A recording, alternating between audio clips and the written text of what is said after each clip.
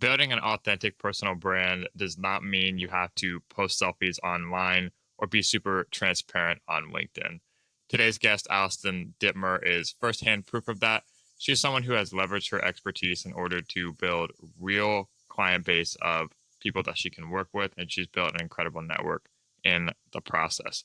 This Wednesday, August 20th at Cohatch Polaris, she's going to be speaking to you and I, teaching us how to do the exact same thing. Authentic Positioning Brand You. Be sure to show up 5:30 p.m. Link will be all plastered around this episode to come up and see Allison firsthand. Without further ado, I want to dive right into this conversation with the one and only Allison Dittmer. How are you? Good. How are you? I'm Yeah, in a better it's mood than not. usual for this Friday, but I'm That's happy. good. Yeah, you know Yeah. what? I feel ya. Sometimes I feel like that too. Like today's a good day, but I've had other weeks on Fridays where it just feels a little rougher, like at the end of Mm, the week. But yeah, yeah. it's been a decent week. Yeah, like not stellar, but it's been decent. That's Hmm. how I would describe Yeah. it. Well, Friday is like just kind of finish line in sight a little bit, and it's like can kind of. I ended up having a lot of calls today, so it wasn't really. It's almost a good thing because it's kind of extra satisfying at the end of it. It's like okay, Yeah, over the last hill, downhill, push the snowball over. I'll start to get yeah, momentum. But the good thing is I had all of like my serious calls in the morning, um, so I could just like get a cup of coffee and be like, okay, let's get through this. yes, And not in a bad way. I know like when you make it sound like such first world problems when you talk about like hard calls, but yeah, the serious ones, like the ones I had to prepare for this morning. yeah, Now for this, I just have this, and then lunch, and then we have just a networking call at 3:30, and then from 4 to 5 we have the we're doing like our first office hours for AMA. So I just said every Friday at 4. yeah, I'm going to be the annoying one who loops in everyone from email and tags them to an event and just like show up to this Google Meet. And if you have any questions, come ready. Otherwise, I'm just going to be, in Webflow or doing something normally. If no one shows up, then so I'll be here. yeah, But yeah, and it helps for communication, especially as we're trying to get our get our cadences in motion with scheduling and events and onboarding new volunteers and everything. Just helps to have like that low buy-in for like, oh, I don't have to come to this prepared. yeah.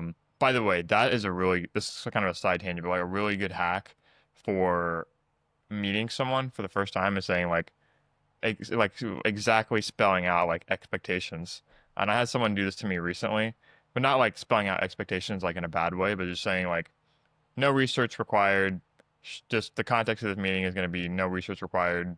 Show up, vibe check, chat for a little bit. And that's why like on my call bookings, I like trying to get like really detailed and personal. So like just a relaxed chat where we can get to know each other. And then for the podcast, it's more detailed. So I I like don't know. that. Yes. When you're talking like that, it makes me think of like how I could change probably my descriptions for like my paid clarity calls versus my coffee chats. Like to just Uh, align expectations a little bit more for each. I yeah, like I that. think that it's people remember it more when it's actually accurate too, because Yeah. everyone has like their intro call, and Right. it's just like, okay, what is this? What's gonna happen? Correct. Um, I think just having that, knowing like more what's gonna be on the agenda, just kind of relieves a lot of this amorphous anxiety that comes from just not knowing exactly what's gonna go on. So, Yes. Yes. but It's tell so funny me, you and just when, set expectations. yeah, I was yeah, just in a exactly. mindfulness. I went to one of those mindfulness they called it mindfulness, but to be honest with you, I don't think the title really was justifying the talk, but I went to one of those community like event talks here locally and it was yesterday and that was the point of oftentimes when like controversy in the workplace happens or conflict in the workplace happens, it's because like expectations aren't very clear. Like that other person doesn't really know the clear expectations of the manager or the other person working. And half the time, if you just did some due justice to like spelling out what those are, like people would Uh, have just a better experience and feeling about even being in work and working with you, because they knew, very clearly, like, what is it that you expected. So it's funny you bring that up. Uh-huh. I think it just, that carries over to us with our own businesses, right? Like the clearer that we can Uh-huh. get with people, the kind of faster, I think, it kind of gets to the point of what we're trying to do. And everybody likes efficiency, I think, at the end of the day, and clarity. So yeah, I don't know, Uh-huh. just made me think about that when you were saying that. Yeah, I think, and just human nature standpoint is not knowing is what causes a lot of our anxieties that we don't think about. I know for me personally, a lot of times it is finances. Like, okay, we need to break Hmm. out the P&L, and always afterwards, it's like there's a lot of dread around doing that. But then always afterwards, whether the news is good or bad, you always Yeah. know in the back of your mind. But just the strict quantification is like, okay, Yeah. I know what's going on now, and there's none of that animosity. So I'm a big Same, fan of same. closing loops, as I like to Yes. call it, in a lot of Yeah. areas. But Yeah, when we that's talk good. about preparing for meetings, what are you doing to prepare for your upcoming AMA presentation? Remind me of the name of that again. It's like Yeah. brand something. Brand you. So the whole focus is on how do you brand yourself and show up on LinkedIn to like help grow your business, right? And you asked me about what am I doing to prepare for that. So a lot of it is honestly revisiting the conversations that I'm having in my clarity calls. So a lot of the time, founders, they book those calls with me for a lot of different reasons. Uh, Some of those are around, I've been posting a lot. There's the case of like, I've been posting content a lot and I'm just not seeing results, like in terms of engagement, like hardly anybody is commenting or engaging with my post, or more importantly, half the time reaching out to me about my services and asking me about what it is that I do, and they're interested. And so for me, it's tapping into kind of those same themes I'm hearing over and over again, when it comes to people being on the platform and trying to just figure it out. Like, how do I best utilize this to grow opportunities at the end of the day? So yeah, uh, the clarity calls for me are an excellent like research ground, if you will, to kind of tap into, to bring up like in that presentation. uh. Do you record those calls? You know what? I don't, but I started thinking about doing that. I take a lot of Dude, notes, but I need to do that. Yes. dude, What's I your don't favorite get AI on. for recording calls? They're all the same. Use them. It's the Okay. transcript. I mean, obviously, Yeah. some of the different LLMs have different like accuracy in terms of transcription, but you're really just Yeah. trying to. It's all based around the same thing. So, like, if you have Yeah. Google Workspace, you have a branded domain, you can do it for free. So you just turn it on in Google Workspace, Okay. and if you're on a Google Meet, then it'll. You can also record the meeting for free. Yeah. So if you have a Google Workspace account, probably not a lot of marketers listening have a Google Workspace account. You should though, because you should have a Right. website. But Agree. if you don't, then there are free options like Fathom, where it has free trials. I think it lets you do one or two a week, so you can kind of Okay. dabble and have a free trial.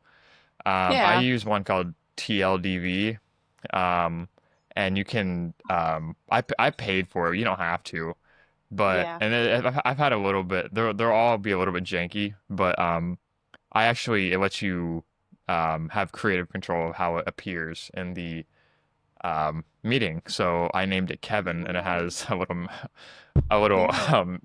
a Like a minion. little Sometimes it's icon. like yeah. Sometimes I turn that off because some of the meetings are a bit more serious, and Yeah. it's important if you do name it to have like an obvious this is a joke like flag, because Uh-huh. otherwise it's just a dude named Kevin that's in the chat that doesn't have a camera on, and I made that Right. mistake, so I'll do that. But Right. highly Mhm. recommend recording because it's kind of standard now. People don't get as weird about it. It's not as new as of a thing. And you can Yeah. also frame it around like in order to serve you better ongoing. We require that we have this. This is kind of like talking as a business owner, not Yeah. talking down on people, but highly recommend Right. that would help a lot. Yes. The You're right. yeah, yeah, What low were you hanging saying? fruit. come on. On some low hanging fruit you can put together. Um, I know. There's several of those. There are several of those. Go yeah, ahead. like getting a computer that works too is another one. But I know. I the know. the thing I was gonna say is so much of like getting better at anything is kind of listening back to what other people say because it kind of removes you from that fish and water syndrome of okay, Yeah. what is the value I'm actually adding to XYZ provider, past clients, peers, etc. Because it's really hard to tell that for yourself because you get marred by like what you want to do versus what is the value of what I'm doing. Yeah. Um, there's a book I read in high school. It's called it's called Good to Great. It's that red one right there. Good to But great. Yeah. Yeah. yeah, by Jim Collins. And he talks about this thing Yeah. called the hedgehog concept, where basically it's Mhm. what you enjoy doing, what you can be best at in the world at, and what you can make the most money doing. You're kind of trying to circle that Venn diagram a little bit. And it's really hard to be Yeah. self-aware enough for you to do that yourself. Um, and that's what we say a lot on like um, when we're doing site copy, design, things like that. We say, okay, what are your best testimonials actually say? Because people Mm-hmm. get this people get so off base in terms of like, okay, this is my strong H1, this is my sub headline, this is what I think it should be, but it's really a lot of times just reiterating what your best people have said. But when you have these calls, are you sort of what are some of the questions that you ask? Are you going like into the weeds? Are you trying to see like how their perception matches what they exactly do, or what do you get? Because I imagine you have to be paying very close attention if you don't have any transcript reference afterwards. So how are you what are you asking on the call? Sorry. Hey, it's all up here. I just keep it all up here. I know. Yeah. No. So, I mean, the biggest thing going into those calls is stopping first before I'm just spilling out information and asking like the one important question of the time that we have together today. What's the most pressing thing on your mind right now that you want me to help you with? Because, we have 45 minutes. That's how long the call is. And I want to make sure first and foremost, I'm addressing what their issue is or what was even the reason they reached out. Okay. And so more recently, just this week with a guy, I started with that question and he just, kind of out came this whole dialogue around I'm posting a lot of content and I'm wearing a lot of hats. Like as a solopreneur, it's just me. And so what I'm struggling with is obviously I want to post the best kind of content because I want to get, the best bang for my buck, for the time that I'm putting into it. And his struggle was, not getting started. And I just told him that. I said, kudos to you for taking action and just getting started because in other conversations this week, it was talking to individuals and them saying, I know I need to do this, but I just can't do it. Like I just Uh, can't get started. And uh, so it was kind of reaffirming with him, like, good on you for like taking action and getting yourself out there on the platform. But what we kind of came to in the whole conversation was he was speaking a lot about like the features and benefits like of the product, kind of going over that a little bit over and over again. But what I challenged him with was what are some of the hesitations of people, you know, and why they don't purchase your product? Because I'm sure you have these conversations. Like, what do you think some of those like overarching themes are with hesitations? And he's like, oh, yeah, that's a good question because I have not been approaching my content in that way. And I said, yeah, there's a lot of value in addressing the pain point, right? Of what your customers experiencing before they decide to buy because guess what, there's a ton of other people that are reading and they're having like the same thoughts, and by you actually like talking about them very directly and openly, it's confirming then in their mind of like, okay, he's talking to me, like that's uh, me, that's the thing I'm going through.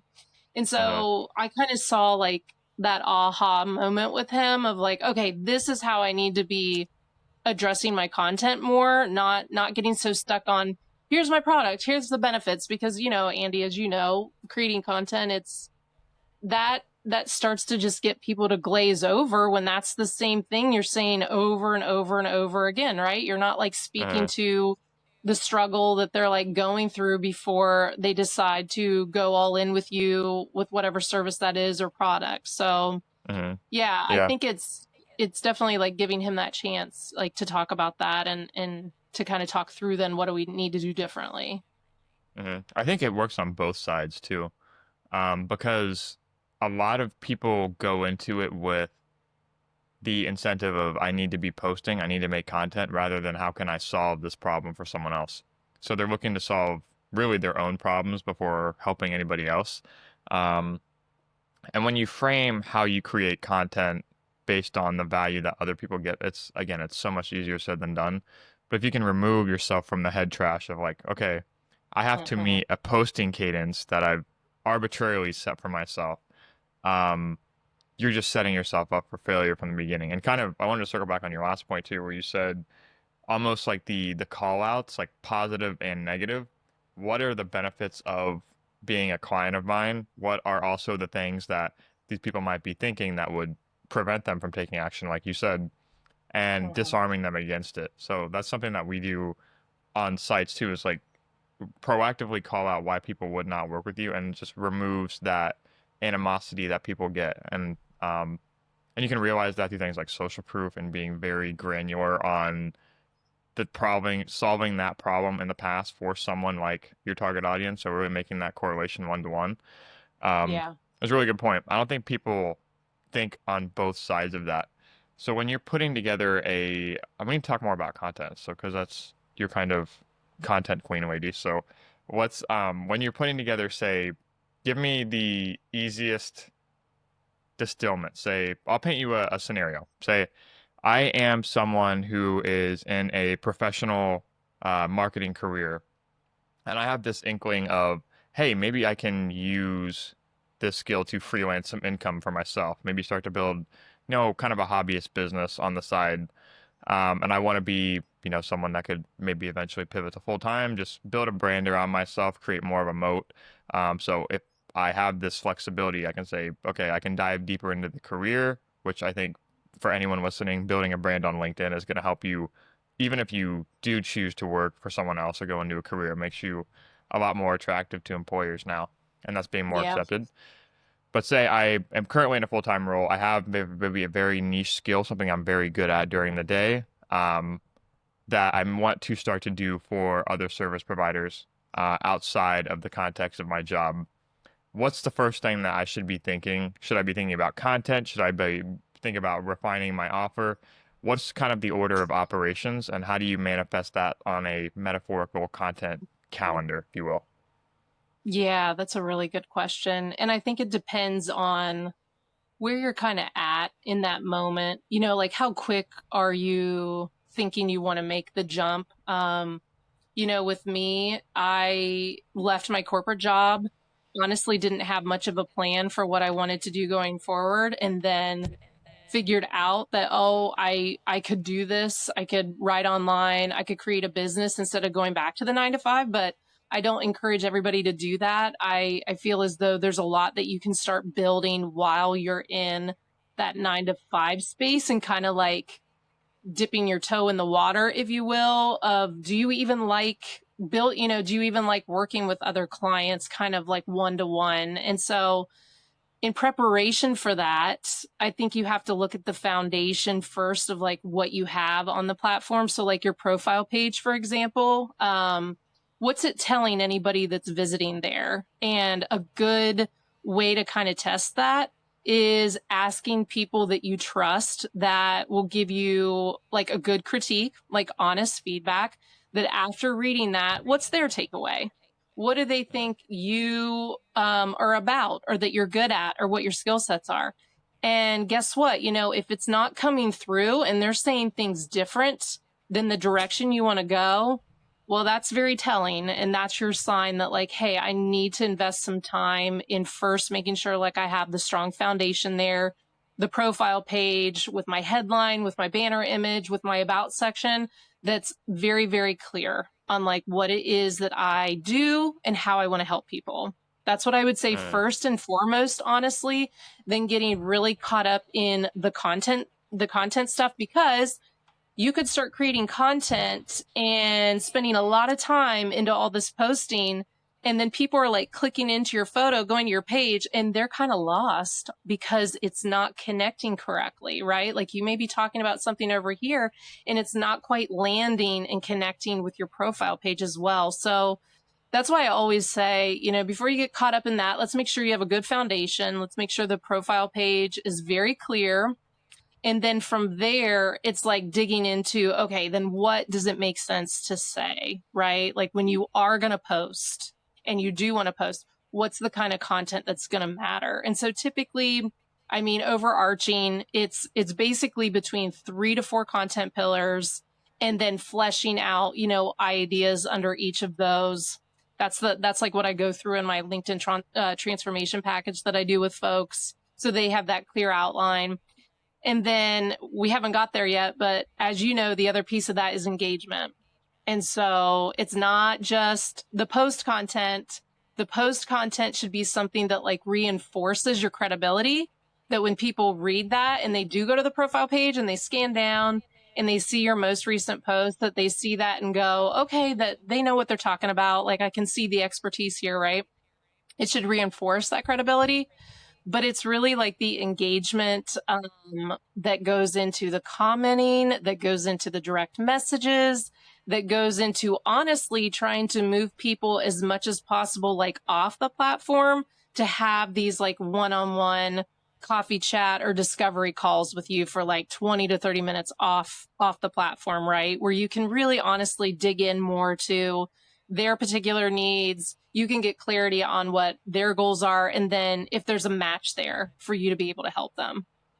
yeah, and I think that's the um people start, and this was on honestly the context of like our last recording. I know it was a while ago, but it was how do the actions manifest to the result that you want? So how are the inputs actually generating the output?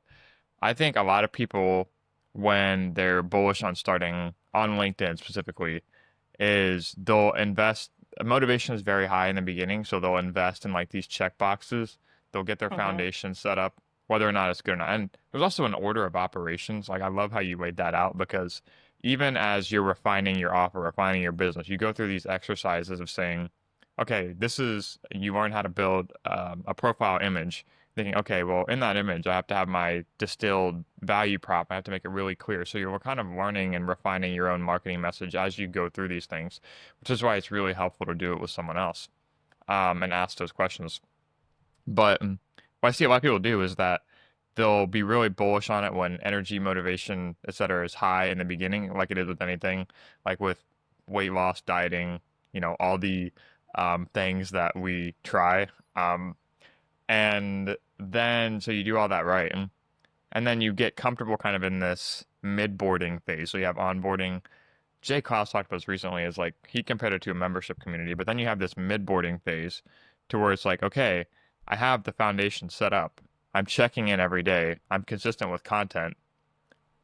Where's the dough? Like I'm doing everything right.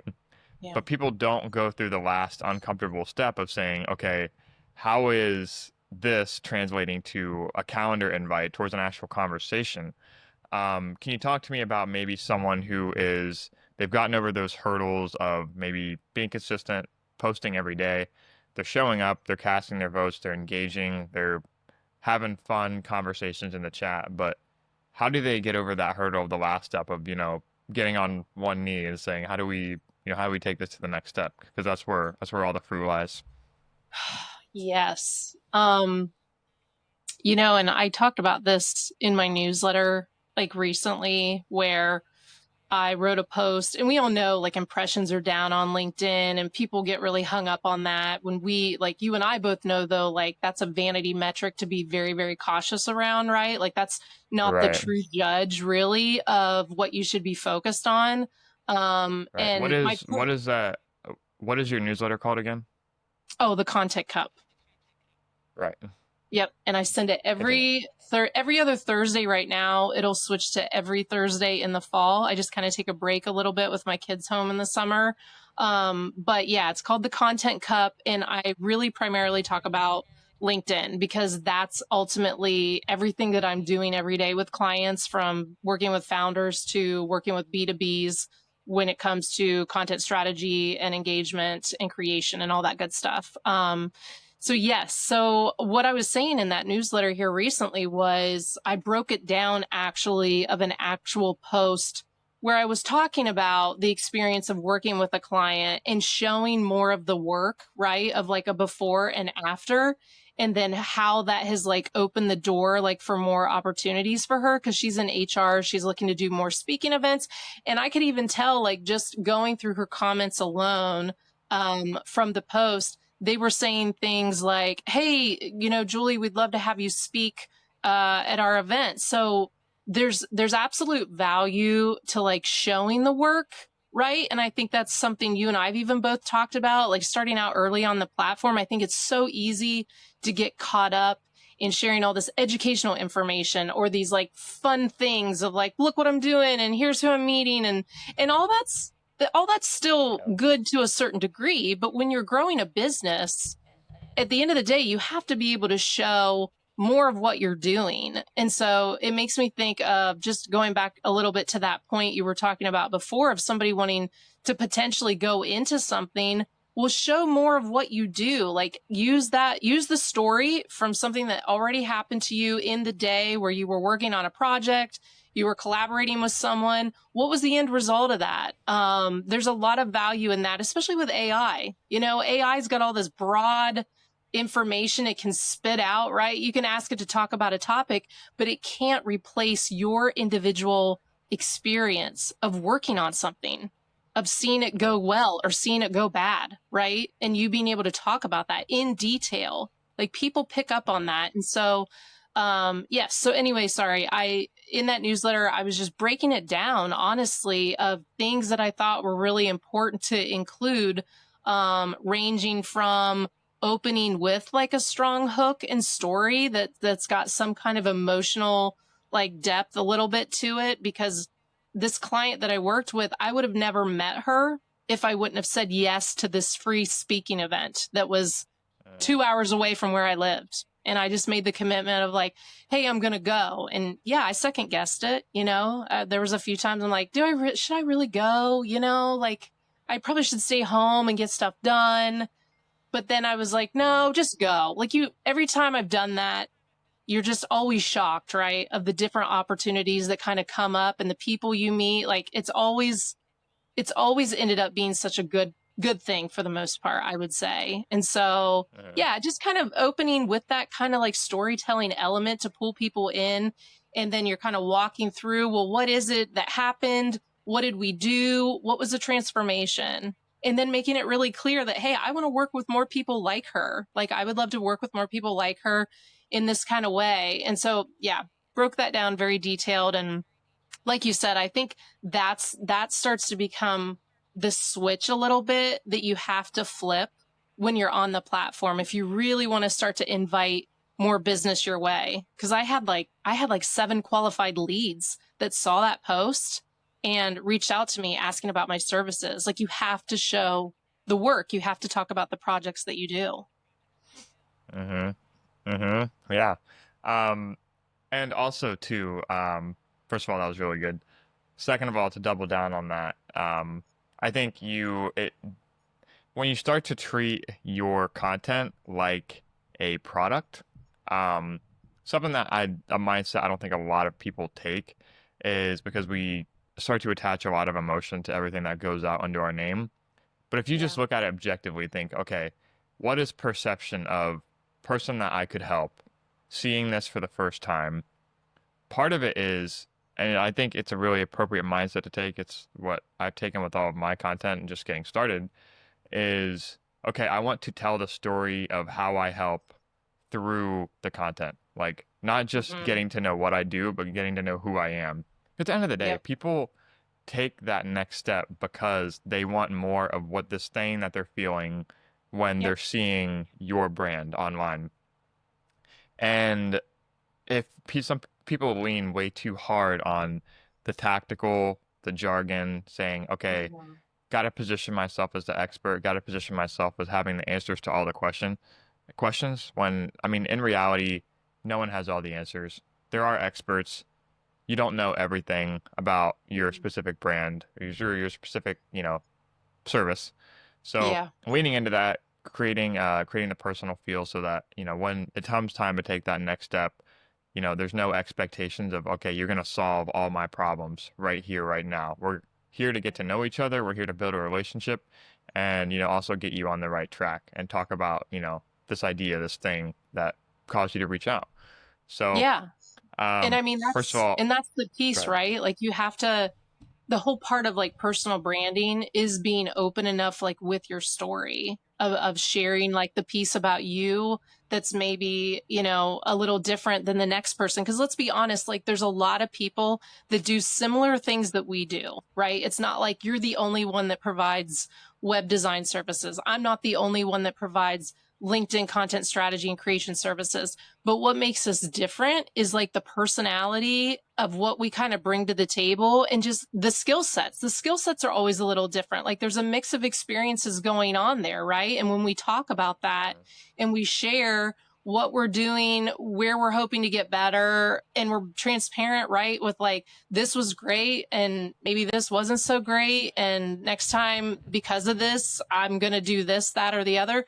Like, all of that, just that is the personal brand. Like that is what makes you who you are. And when someone is thinking next time website, Andy pops into their head because they've seen your stuff.